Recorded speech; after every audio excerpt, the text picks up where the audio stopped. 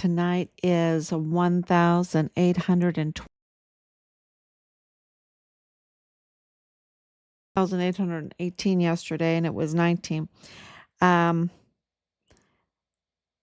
it's a lot of days. It's a lot of days since Richard was forcibly removed from his barracks room on Fort Bliss as a U.S. Army soldier, whistleblower, aspiring to be CID, and he was forcibly removed against his will, and his life was taken from him on Fort Bliss. On Fort Bliss. And he told us, Mom, Dad, it is so bad. It is so bad what's going on. It is so bad. And we knew what that meant because we had had discussions with him. So he knew, we knew, we didn't know how bad it was. It's kind of like this whole Dan Bongino statement today.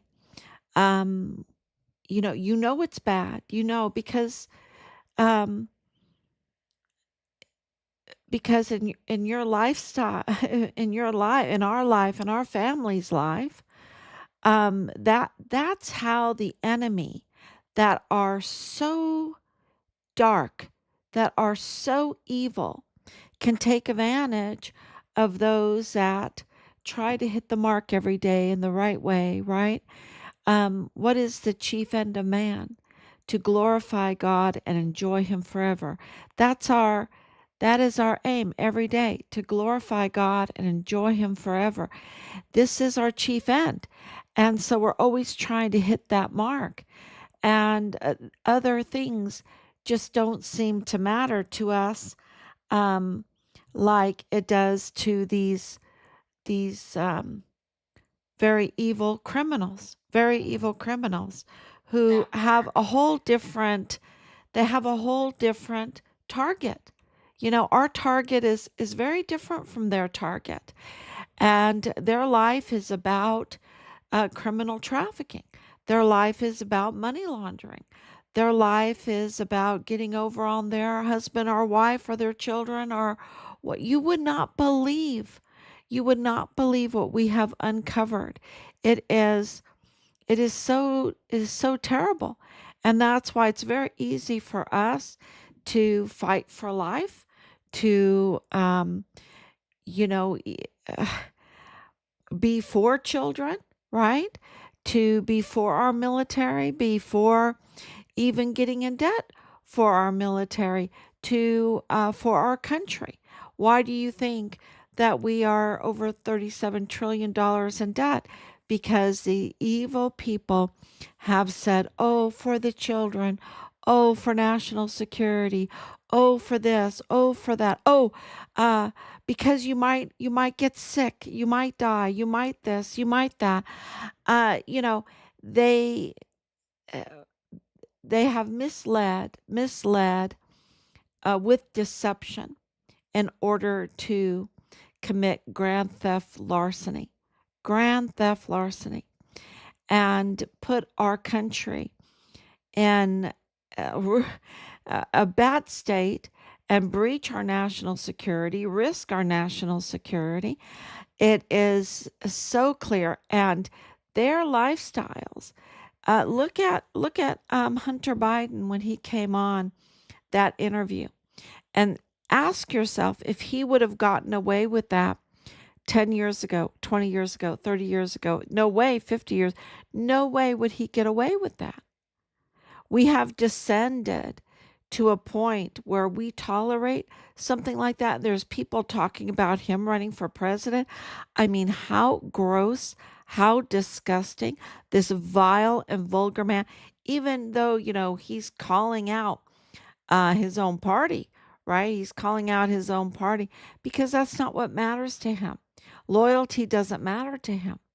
You know, it's it's only him. It's only him that matters to him.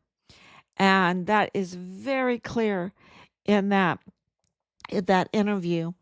And it's so interesting to hear people's take on it.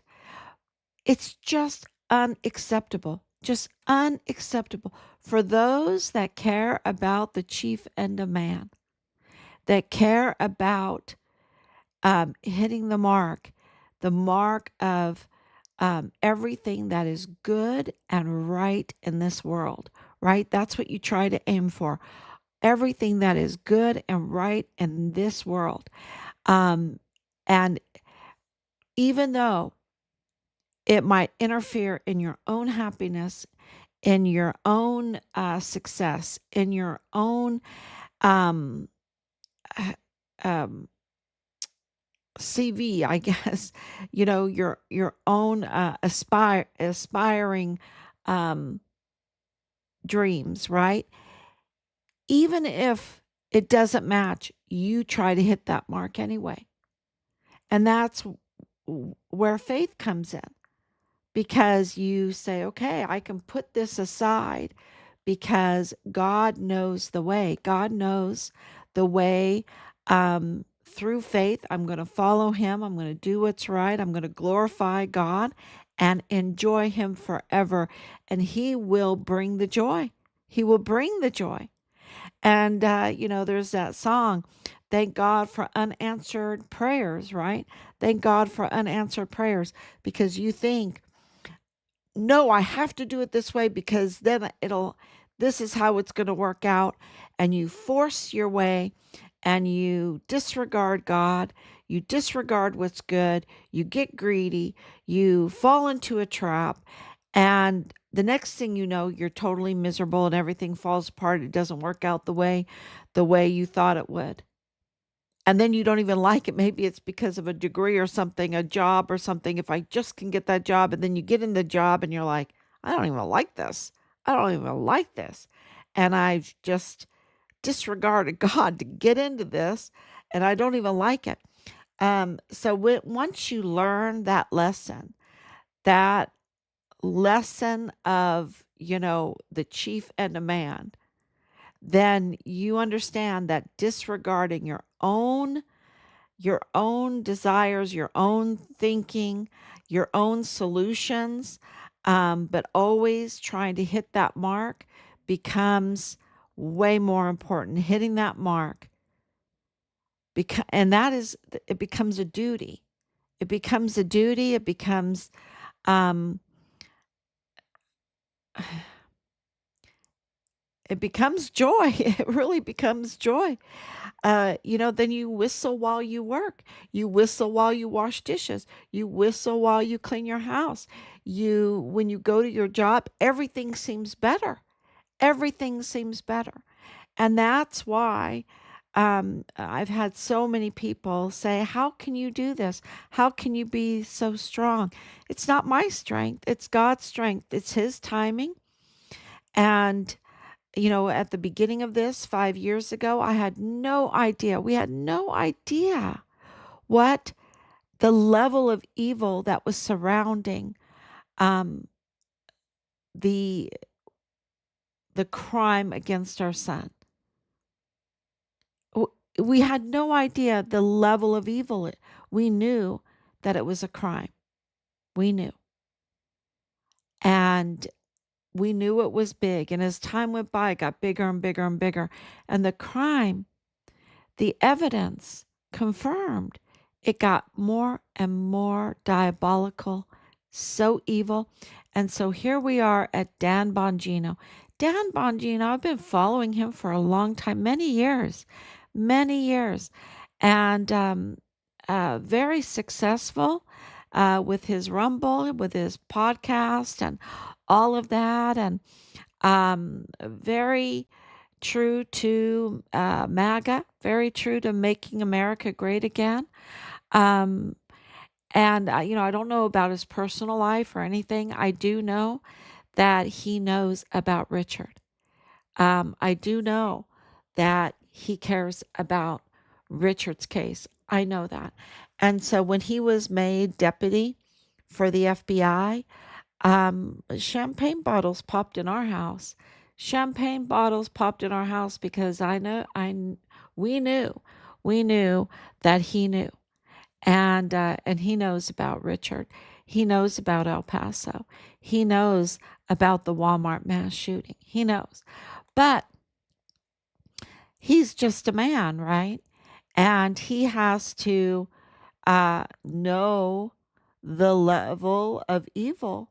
Um, and how can you? How can you know? But once he became deputy of the FBI, of course, of course, files are going to be open to him. And I can't even imagine because just in El Paso, just Fort Bliss, hundreds of thousands of children were being trafficked through Fort Bliss, through the death camp, with taxpayer funds, with taxpayer money. This is what the evil people do. They're really big schemers and they control the media. And because they control the media, they do this like hypnosis on the population and say, "Oh, for the migrant children, we need to have this camp," and then nobody does oversight, and the next thing you know, you have hundreds of thousands of children that are missing, that are absolutely missing, with no chain of custody for where they went. No chain of custody. And then all of a sudden, we have munitions that disappear.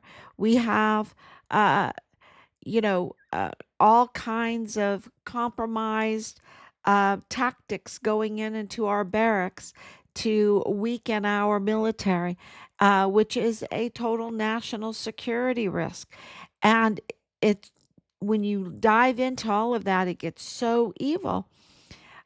So I can't even imagine what he has seen, and now he puts it out. But you have to read between the lines, right? You read between the lines, and he's saying he will never be the same. Um, and and he's saying that on the same time that President Trump is going to Turnberry, Scotland, the the birthplace, the land where Robert the Bruce walked. And it gives you chills. It gives you chills because if you know about Robert the Bruce's life, this king, this, um, he- and everything that he went through, and winning victory for Scotland against England, um, the whole history of that during a time when England, where Great Britain now, is going to have to fight for its sovereignty. So here we are in in that same time period, and a lot of people don't know this, but the direct descendant of Robert the Bruce is Robert E. Lee. So, and I knew this because of homeschooling, and living in Ireland, and just loving the history of Scotland and that whole um, area that we were so fortunate to enjoy for many years, teaching that, and then finding out that Robert the Bruce is the forefather of Robert E. Lee. And you're like, what? Wow. And then President Trump buying Turnberry, um, it gives you an insight to that Spider Man thinking, right? Never give up, never give up, never give up. The winning mentality to never give up, to do the right thing, even though the odds may be totally impossible and not in your favor. And that's in the case of Robert E. Lee. But my goodness, he was just a amazing strategist, amazing strategist. And who's an amazing strategist? President Trump. And his mother um, uh, was Scottish. And you're thinking, oh my gosh, was his mother in the line of Robert the Bruce, that amazing uh, line that you never give up, right? And you're a strategist, um, and you're just very patient because spiders are very, very patient, right? So it's just the winning mentality, and there we have it. You've got President Trump at Turnberry making our family think of Robert the Bruce and Robert E. Lee and the winning mentality, the never giving up. Um, and then you have Dan Bongino absolutely knowing, and President Trump does too, um, absolutely knowing who Richard Halliday is and giving us a code. It's a code that justice is here. Justice is here. He will never be the same. We'll never be the same because justice has been so thwarted for so long. And now justice is here. And we will never be the same. He'll never be the same. And so I think that that is such a huge message in the middle of our um, fight pursuit to get Lalani Hart arrested. She absolutely needs to be arrested with so many others, right? With so many others, but she absolutely needs to be arrested. I mean, she's just a total criminal, and they have all probable cause to arrest her. There's just no option for them not to arrest her unless they want to be negligent, right? So, and we're very happy that Ernest Christopher Grant was arrested. That is amazing, amazing. And that tells you um, that President Trump absolutely knows about the Walmart mass shooting, the deception around it, and also the deception around Richard's case that's intertwined in those cases, and asserting pressure, asserting so much pressure. And I hope that what we have been accomplishing asserts pressure from the other side, right? It's kind of like um, a whitehead is zit, and you're pushing it from both sides, and it's popping, and then you get the Patrick Crucius interrogation, right? That gets excreted out there. The Patrick Crucius um, interrogation, which is pretty pussy. But it has a lot of information in it, a lot of information. It is so damning to Bob Moore of El Paso Matters and the media. It is so damning. The one time that Bob Moore reached out, the one time, because we've been trying to get him to communicate, over 15 times. And the one time that he reaches out is on my live stream after I was saying that Patrick Crucius has autism, and he gets on there. No, he doesn't have autism. Uh, you're just a conspiracy theorist. No, I'm a teacher. I've been around a lot of children. I've been around a lot of children with autism. I was in special education in my teaching career, and I worked with autistic children. I know what autistic children are like, and he fits it. And of course, in this interrogation, he admits it. But what is really, he admits it, and he has so many disabilities, right? He has a mental health condition, a very severe mental health condition, and then he has autism on top of that severe mental health condition. Then he is blind without his glasses. You take his glasses off, he's blind. He has to hold everything up really, um, uh, near, which, okay, whatever. I need my glasses too. But the thing is he is supposed to have been this amazing marksman, right? He is supposed to have been this amazing marksman in 3 minutes. In 3 minutes, where 23 individuals were lost their lives, and you had dozens more that were injured. And how can it, it just doesn't make sense, right? um and then, of course, um the ear sensitivity. The senses are really sensitive in autistic individuals, and he had to put the headsets on, right? The headsets, those earmuffs, are tactical. They're tactical, and then these tactical earmuffs and headsets, which they did not show us his, right?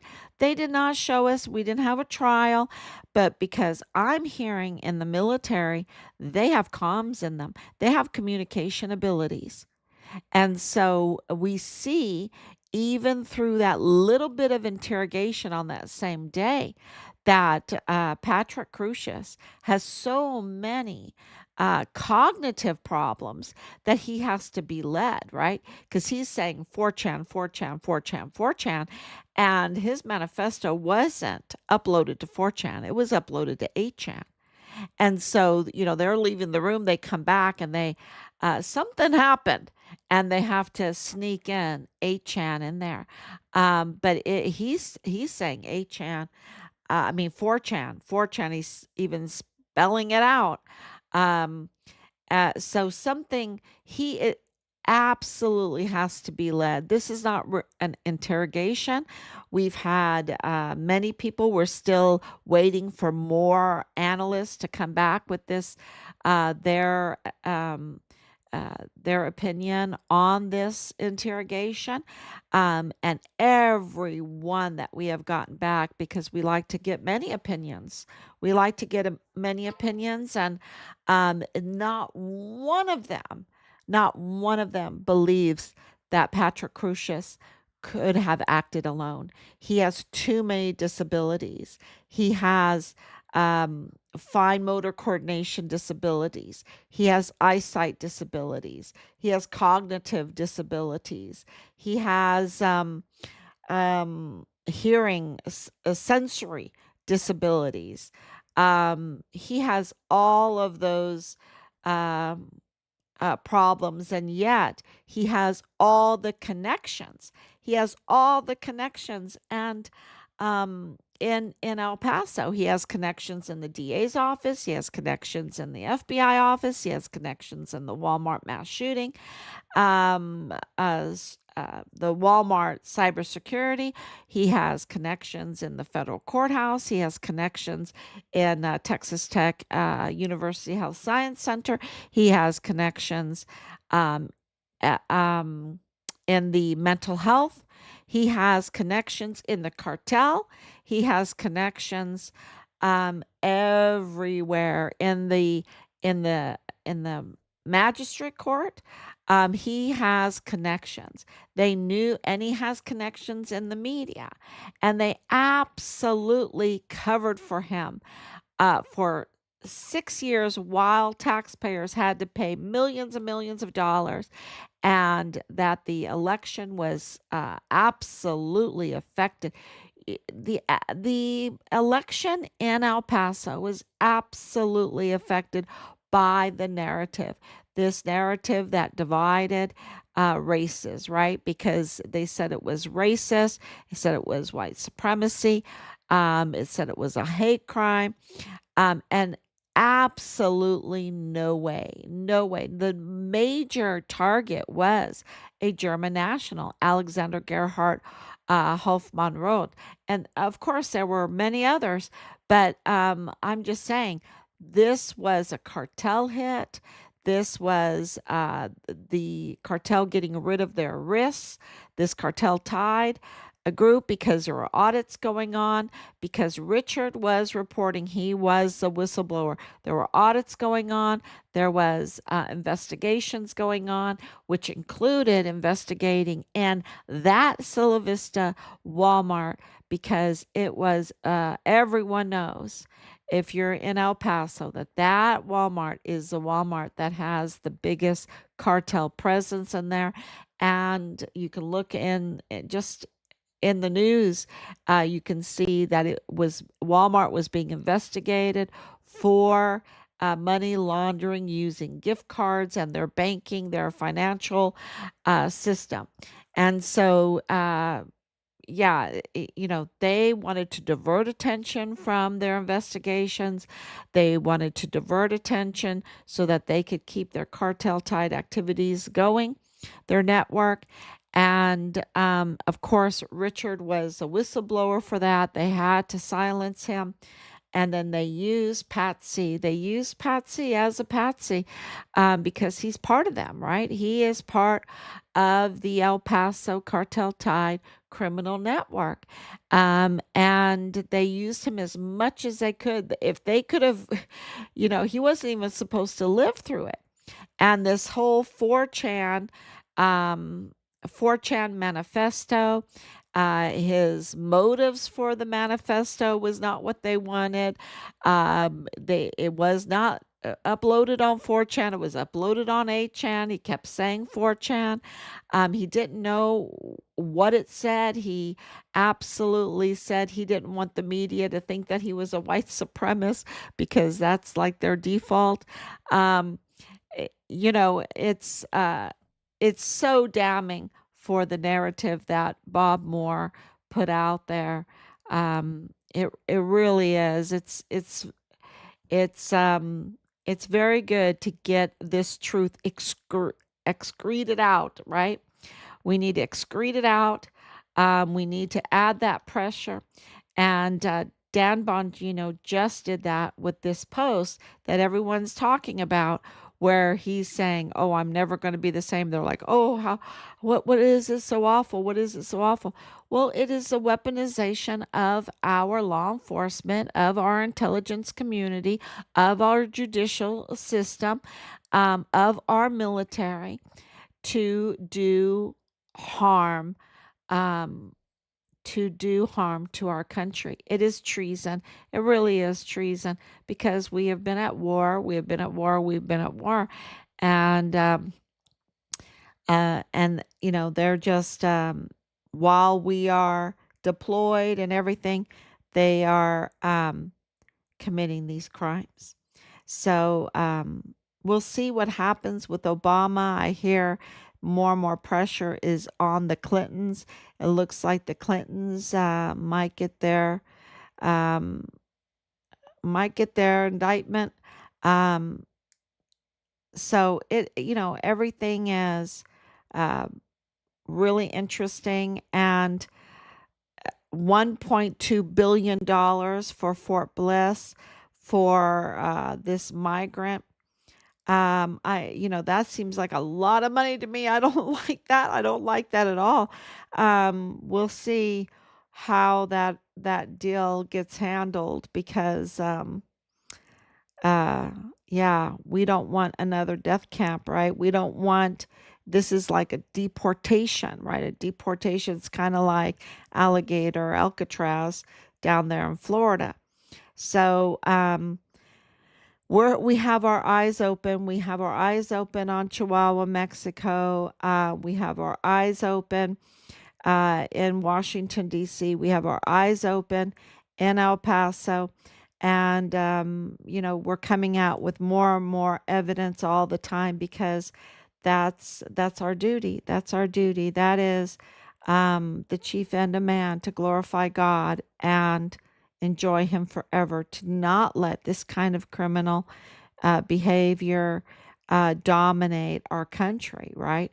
It has to be brought to a stop, and they have to be held accountable for this. And they'll never, they'll keep going until we get a backbone and we hold them accountable according to our laws to the crimes that they've committed. So thank you so much, everybody. And